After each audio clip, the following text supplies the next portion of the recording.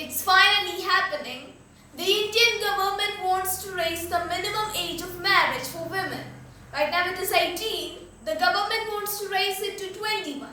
Same as men. The cabinet has cleared this move. The next step is amending the concerned laws through parliament. Now those are the technicalities, but I wish to focus on the reform. What does this decision mean for India's 600 million women? Should you celebrate it or not? The answer is yes, you should. This move is a victory for women empowerment. Now let me tell you why. Early marriage is not always a good idea. I'm talking about forced marriages. They happen all over India all the time. Families eagerly wait for their daughter to turn 18, and when she does, she's married off.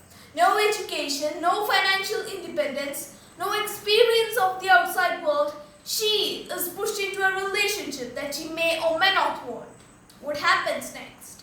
Early marriages often mean early pregnancies. We're talking about massive health consequences here. There could be complications, there could be mental health problems. Is an 18-year-old equipped to deal with all of this? More importantly, should the state let her deal with all of this? No, it shouldn't.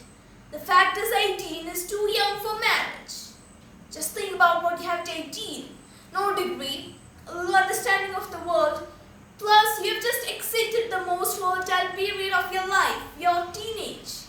Unfortunately, some parents misuse this innocence.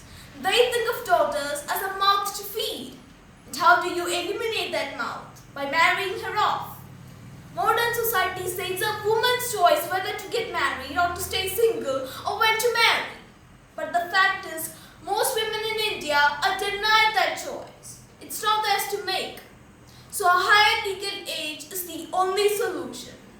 Now as always, there are critics. And here's what they ask. What difference 2-3 years make? If you are forced to pay dowry at 18, or if you are forced into a relationship at 18, you will be forced to do the same at 21. Well, here's what I have to say. Stop thinking from a man's perspective or the family's perspective. Think from a woman's perspective for a change. In 3 years, she can complete her education.